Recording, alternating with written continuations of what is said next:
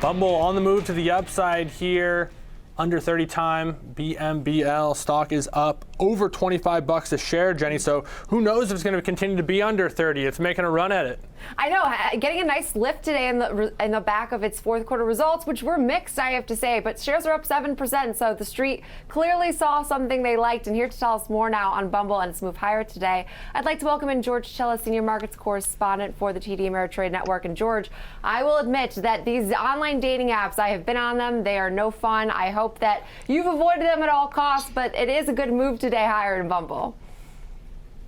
Yeah, I'm definitely not partaking in that, Jenny, at all. But You're not missing out. I'm looking at Bumble I'm looking at it from an investment standpoint only. So, look, I think if you look at Bumble, first thing you look at is what's going on in the last year. The stock is actually higher by about 1%, and that's again fairly, pretty good considering it's a growth company in the technology, communications, and of course the social media aspects of dating. The other thing is you got to look at their major competition, Match Group. That stock is down about 58% over the last year. So I suggest one of the things that caught my attention is what's going on from the standpoint of market share gains, and I think that's the case for Bumble. Now, if you look at the earnings per share, they missed quite a bit on the versus the estimates. But I'm looking at sales growth for this company, and the reason being is they haven't necessarily achieved quite the scalability and the profitable architecture that maybe, let's say, a Meta Platforms has, or even a Match Group, which has their namesake competitor. I think Tinder is their most popular brand. But if you consider the profitability profile of Bumble in terms of margins, gross margins are quite a bit higher than Match Group, and net income margin is positive.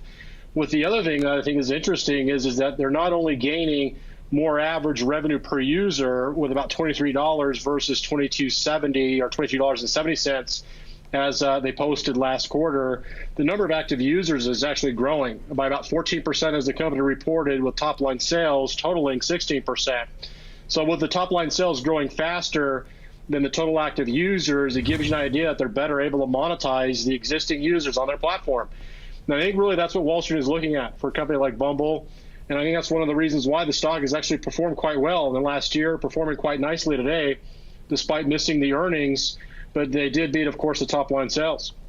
Couple things, George. I'm out of this game, but hey, we've all been there. We've all been involved in these. The one thing that always stuck out to me was it's a somewhat fickle user base. You know, a new one comes out, everyone sort of flocks there, but there's no reason they can't all coexist. And one thing that, from what I understand, that Bumble's done well is they've continued to stay relevant despite really just being the one primary brand. A company like Match Group just gobbles up all the competition and has this giant conglomerate of all these different apps, where Bumble has largely just been Bumble and kind of done well that way. They've also all taken a chance to gain from what the pandemic was able to do to really reduce this stigma around this stuff to basically nothing now.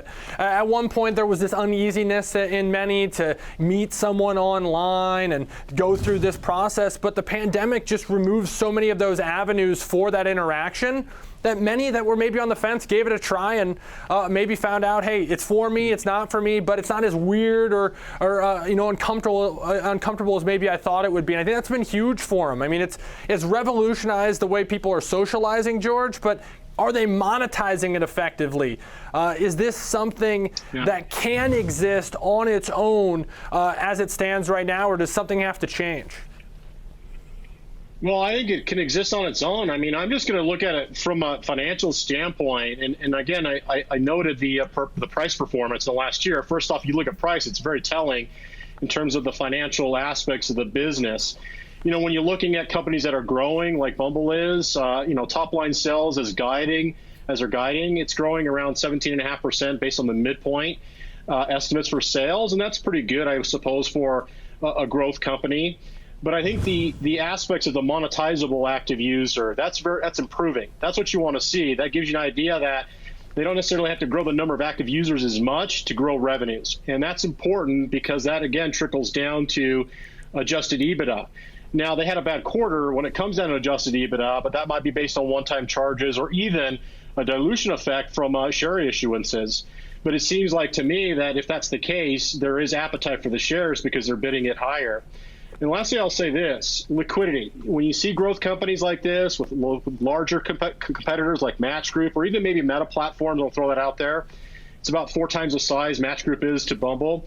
How's it looking from a liquidity standpoint? And if you actually look at the cash on the balance sheet for Bumble, it's close to $400 million with a market cap at around $4.5 billion, whereas Match Group has more cash in its balance sheet, around $580 million, but their market cap is about 4 times bigger. So if you're looking for liquidity and a stronger balance sheet, Bumble has it compared to Match Group. And I think that's one of the other reasons why it's performed well is that there's going to be a premium paid for companies that have a lot of cash on the books, and that's the case for Bumble, irrespective of the growth or irrespective of the competition.